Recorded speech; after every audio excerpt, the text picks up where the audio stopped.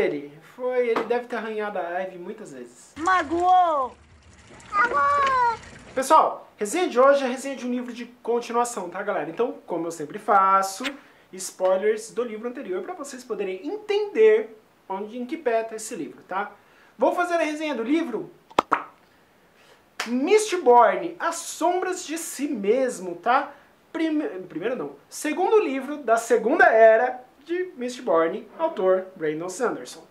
Então, como terminou o primeiro livro, A Liga da Lei? O Axilian, nosso querido Ax, consegue salvar o dia usando o poder alomântico de Marasi. Sabe aquele poder que ela dizia, é inútil, só serve para passar o tempo? Então, ela precisava passar o tempo e conseguiram salvar a todos. Salvar todas as pessoas que estavam sequestradas. E o Ax descobre que o cara, o senhor elegante, o maluco que estava por trás de tudo isso, era o tio dele. Sabe aquele cara que tinha morrido e por causa disso o Ax assumiu a fortuna da família? Então, já não bastasse isso, quem aparece no final do livro entregando um pequeno diário para Marasi? Marsh. Lembra o Inquisidor, irmão de Kelsier da Primeira Era, que matou Elend, que todo mundo estava crente que ele tinha desaparecido, que Sazed tinha conseguido dar um fim nele. Então, ele aparece entregando um diário para Marasi. Esse livro já começa com o Ax, com toda aquela pompa de agora sim, eu sou um homem da lei, eu tenho meu distintivo aqui, eu posso agir com autoridade policial, só que ele ainda é um vigilante. O Ax e o Wayne têm esse distintivo, é muito legal porque o Ax ele coloca o distintivo assim, praticamente no peito. O Wayne não, o Wayne ele sempre é aquela velha história de Wayne, o chapéu faz o homem, ele sempre encontra um chapéu perfeito para tudo. E Marasi, ela sai daquele escritório de advocacia onde ela estava e se torna assistente do dono da delegacia, praticamente. E, tipo, todo mundo fica com inveja dela por causa disso. Todo mundo. Porque ela pulou muitos passos nessa história. Muitos mesmo. Só que a história do prólogo não tem nada a ver com a história. É como o Ax conhece Leslie. Vocês se lembram de Leslie? Então, é como ele a conhece. Leslie, ela é muito, muito reconhecida nesse livro. Reconhecida não, lembrada. A história começa basicamente com os três indo atrás de um que eles falam que é um atirador. Que ele tá matando, ele basicamente é Robin Hood. Rouba dos ricos para dar pros pobres. Só que ele tá começando a fazer os roubos dele mais violentos e inocentes estão começando a morrer. E o Ax começa a agir. Vale lembrar que não é o Ax que prende ele, é o Wayne. Esse livro é de Wayne. Por mais que o Ax apareça, o Ax ele é o personagem principal, ele age, ele faz, ele brota, ele aparece. Esse livro é de Wayne. Wayne, você vê que o Wayne não é todo aquele brincalhão. Porque ele lembra por que ele se tornou aquele homem da lei? Então, mostra ele indo entregar o dinheiro e você vê o quão na merda ele fica. O quão você não sabe de onde ele tira energias para ser aquele homem feliz que ele é. Sem contar que toda a artimanha dele para aprender sotaques, todos os disfarces, todos os chapéus dele. O Wayne é um personagem maravilhoso. De todos os personagens dessa nova era, é o que eu mais gosto de longe. E você também vê a interação Wayne e Marasi. Lembrando que Marasi, ela é louca total e perdidamente apaixonada por Ax, que vai casar com a irmã dela. Só que o Ax não quer Marasi, porque ela lembra muito Leslie. Então ele resolve ficar com Steris, que por sinal é outra personagem que tem muito destaque nessa história. Steris, ela deixou de ser aquela garota enfadonha do primeiro livro, ela se tornou uma personagem fantástica. Porque todos os dados estatísticos, não dados estatísticos de Marasi, mas toda aquela formalidade de Steris, tudo aquilo de tipo, tem que estar tudo papel preto no branco, é de tal forma que ela vai sair com o Ax, ela percebe, não tem como não perceber, que ele prefere a companhia da irmã dela do que ela. E ela fala, bom, então vamos fazer algumas piadas. E ela vai fazendo as piadas, ela até comendo pra o Ax, olha, eu fiz essa piada, sabe por quê? Porque você gosta de piada. Eu até anotei as piadas que eu ia fazer. E você fala, gente, essa mulher é fantástica. E eu realmente, o primeiro livro, eu não gostava de Steris, realmente eu não gostava dela.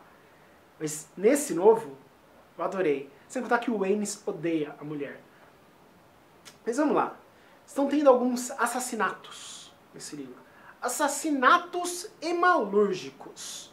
Para quem lembra da primeira era hemalurgia quando você pega a estaca, banha com sangue do feldalquimista ou do alomântico, e usando essa estaca no corpo de uma outra pessoa, ela absorve esses poderes.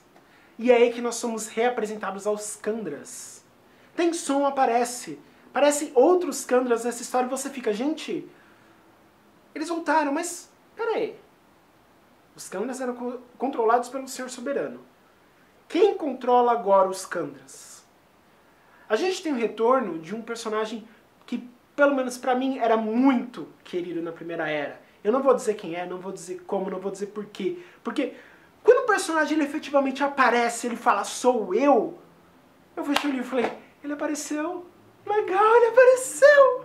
Vale lembrar que ele apareceu também no primeiro livro, com outro nome e não efetivamente aparecendo. Como eu disse, pessoal, a Segunda Era ela é muito curta. Os 3 livros juntos não dá um livro da Primeira Era. Em compensação, a gente vê que Brandon Sanderson ele trabalha muito bem.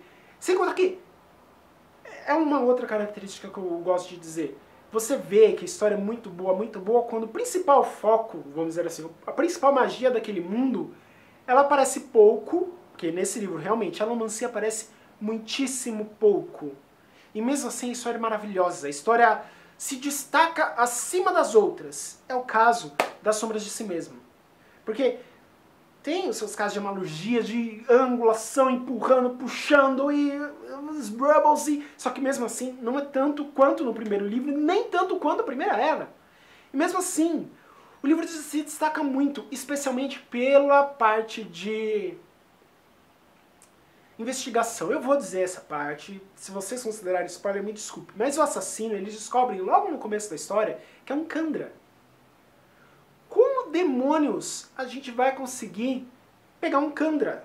Porque ele pode ter a forma que ele quiser, ele pode ser qualquer um, e a gente não tem esse controle. Então, a jogada de investigação desse livro é muito forte mesmo. Pessoal, como eu sempre falo, não faço, trecho que eu mais gostei do livro. Nesse caso, é justamente no começo, não no começo, né? É lá um pouquinho depois do começo, que é quando o Wax e Steris estão indo para uma festa no governador. A nobreza, ela tá perdendo o poder. Só que se a nobreza tem dinheiro, como é o caso de Wax, o poder volta com força total. E casamento com Steris igual dinheiro que igual poder, e Wax é um dos nobres mais poderosos daquela cidade. E tá tendo uma festa na casa do governador, ele não precisa de ingresso, porque ele é muito poderoso.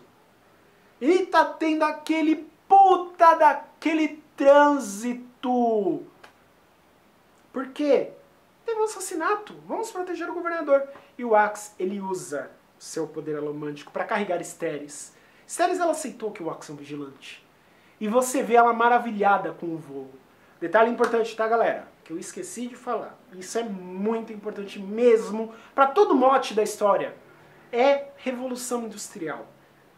Regra, lição de história rapidinho para vocês. Revolução Industrial, começa a ter várias ferramentas, muito básico, tá? Começa a ter fábricas, começa a ter máquinas a vapor e a gás e afins, que o pessoal consegue trabalhar, só que ao mesmo tempo que entre as máquinas, alguma galera tá sendo mandada embora, tá tendo fome pra caramba, jornadas de mais de 16 horas por dia para a pessoa poder trabalhar. Você não quer trabalhar 16 horas por dia? Tchau, porque tem uma fila lá fora gigantesca de gente que quer entrar no seu lugar. Crianças trabalhando, mulheres trabalhando, recebendo menos do que os homens, só que nesse sentido elas trabalham a mesma quantidade. Por quê? Porque é mais fácil. Porque você consegue uma mão de obra ainda mais barata e é muito melhor.